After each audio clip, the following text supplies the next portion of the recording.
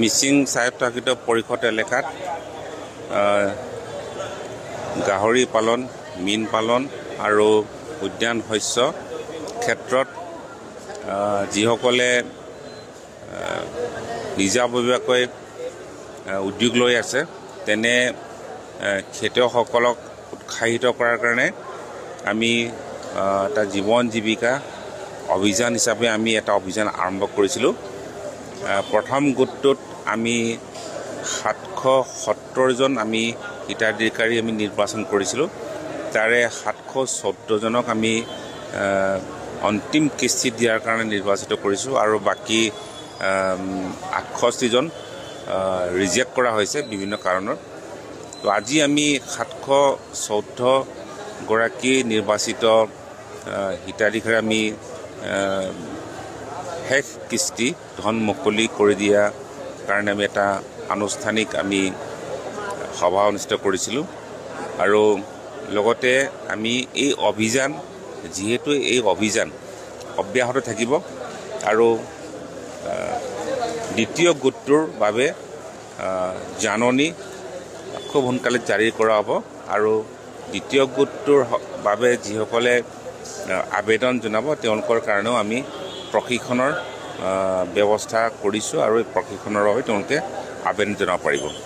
আৰু লগতে আমি এটা ঘোষণা কৰিছোঁ যে এই 770জনক আমি 3টা গোটত আমি শ্ৰেণীত বিভক্ত কৰিছিলোঁ। এ গোট, এ গ্ৰেড, বি গ্ৰেড আৰু চি গ্ৰেড।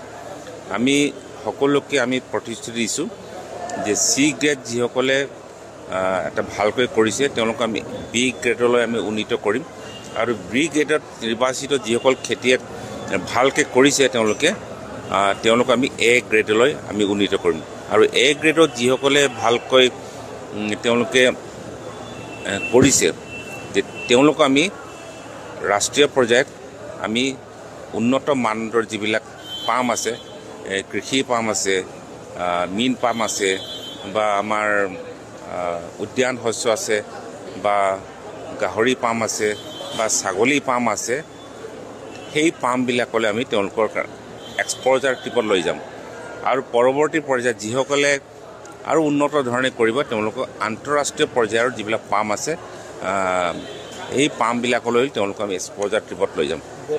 সেইখিনি ভেৰিফিকেশ্যন আমি কৰি আছোঁ নিৰ্বাচিত কৰাৰ কাৰণে। এ গ্ৰেডৰো তেওঁলোকে হয়তো অন্য ধৰণে নিৰ্বাচিত কৰা হ'ব, বি গ্ৰেডৰটো আৰু বিশেষভাৱে নিৰ্বাচন কৰা হ'ব, চি গ্ৰেডৰ যিসকল আছে তেওঁলোকক বিশেষভাৱে নিৰ্বাচন কৰা হ'ব।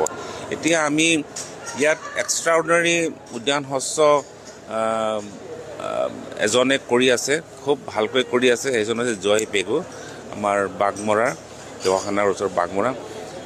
তেখেতৰ যিটো উদ্যান শস্য আছে তাত মৌ পালনৰ পৰা আৰম্ভ কৰি অমিতাৰ পৰা আৰম্ভ কৰি তাত মালটাৰ পৰা আৰম্ভ কৰি গোল নেমুৰ পৰা আৰম্ভ কৰি কাজি নেমুৰ পৰা আৰম্ভ কৰি তাত ড্ৰেগন ফ্ৰুট আছে, বগৰী 5 বিধৰ বগৰী আছে আৰু বিভিন্ন ধৰণৰ লিচু ৰুইছে, বিভিন্ন ধৰণৰ আম ৰুইছে আৰু লগতে নাৰ্চাৰীও আছে, বিভিন্ন শাক পাচলিও আছে, মধুৰি আছে। গতিকে এইটো এটা অতি আদৰ্শ এটা পাম বুলি আমি গণ্য কৰিছোঁ আৰু তেখেতক এজন মডেল এটা খেতিয়ক হিচাপে আমি নিৰ্বাচিত কৰিছোঁ। আমি 15 আগষ্টতো তেখেতক আমি MSC ফালৰ পৰা আমি সম্বৰ্ধনা জনাইছোঁ আৰু তেখেতক আমি এতিয়ালৈকে আমি আটাইতকৈ শ্ৰেষ্ঠ বুলি আমি নিৰ্বাচিত কৰিছোঁ আৰু বহুত জেগাত আছে, সেইখিনি আমি প্ৰমাণ লৈ আমি নিৰ্বাচিত